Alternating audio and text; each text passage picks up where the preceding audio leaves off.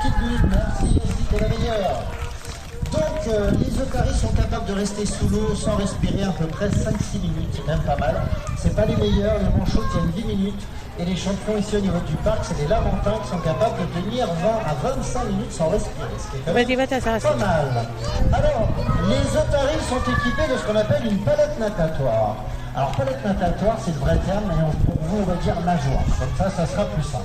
Et grâce à ces nageoires, les otaries sont très agiles et sont capables de pratiquer un mode de déplacement qu'on appelle le marsouinage. Alors, le marsouinage, Ambre, qu'est-ce que c'est?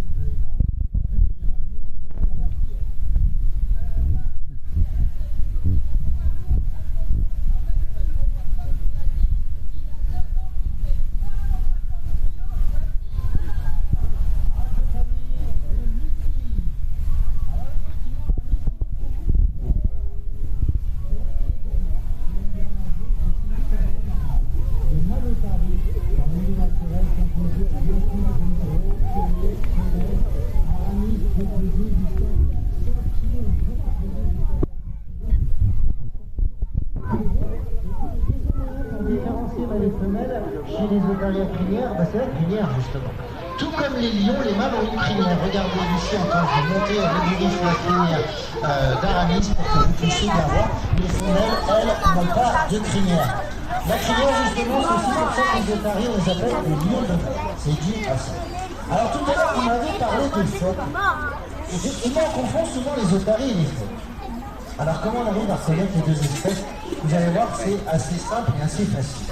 Premier moyen pour différencier les phoques et les otaries, vous allez vous focaliser sur un endroit très facile. Vous allez regarder les oreilles de nos otaries. Justement, regardez, Yassi vient vous rejoindre. Regardez ses oreilles. Je vous ai montré un petit peu tout à l'heure. Est-ce que vous voyez l'oreille de Yassi? Enfin, là, les oreilles. Vous les voyez? Ouais, chez Yassi, chez l'otarie, il y a bien pavillon externe. L'oreille, on la voit.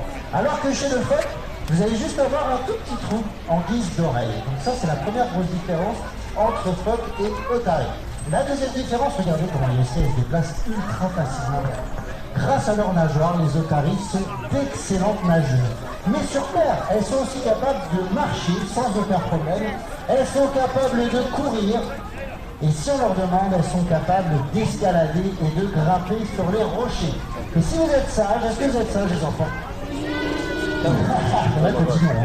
Et bien, si vous êtes sage, je vais demander à une otarie de plonger du rocher. Est-ce que vous voulez voir un plongeon? Alors là, si tu veux bien faire plaisir aux enfants, est-ce que courageusement tu veux sauter en haut du rocher? Vas-y, là, on te regarde.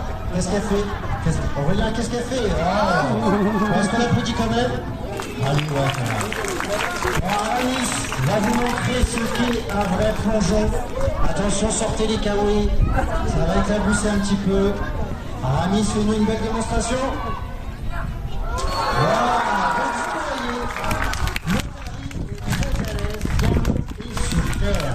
Une otarie peut se déplacer partout. Le phoque, c'est pas la même chose. Le phoque, il a des nageoires toutes petites. Alors du coup, c'est un très bon nageur, mais sur Terre, il ne peut pas se déplacer. Il ne peut pas se tracter comme une otarie. Sur Terre, il galère. On va pas se mentir. Donc voilà une grosse différence entre phoque et otarie. Alors, Ambre, qu'est-ce que c'est que ce coton-tige géant? Alors, c'est pas pour curer les oreilles. Moi, j'ai les grandes oreilles, mais quand même. On appelle ça une target dans notre jargon. Alors, comme on a pu vous le dire tout à l'heure, les otaries sont piscivores. Mais elles vont aussi pouvoir chasser des oiseaux en vol. C'est ce qu'on va représenter ici avec la target, ce petit oiseau en vol. Et on va demander à notre ami Aramis de toucher la target. Alors, qui pense qu'Aramis peut toucher la cible? Levez la main. Ah, quand même. Bon, on va voir. Aramis, c'est à toi. Fais une petite démonstration. Attention, il est parti. Est-ce qu'il va toucher? Oui. Bien joué. Et puis pour terminer, tout à l'heure on a entendu la jolie voix de notre ami Ella. Alors maintenant on va entendre la jolie voix de notre ami Aramis. Alors vous allez voir que chaque otarie a vraiment sa propre signature vocale, a sa propre voix. Et on va voir à quoi ressemble la voix d'Aramis.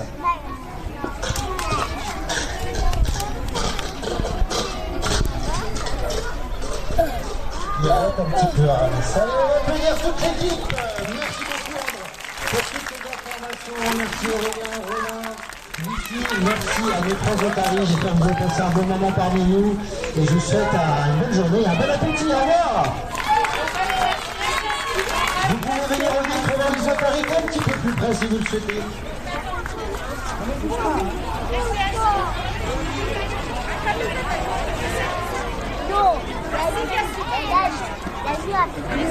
Si vous avez aimé l'animation, n'hésitez pas à nous laisser un petit commentaire à la sortie de l'épisode sur la tablette tactile.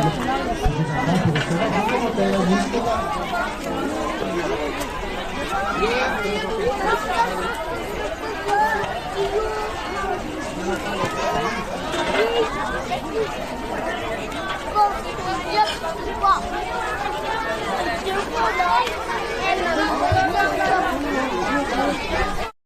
شكرا على المشاهدة.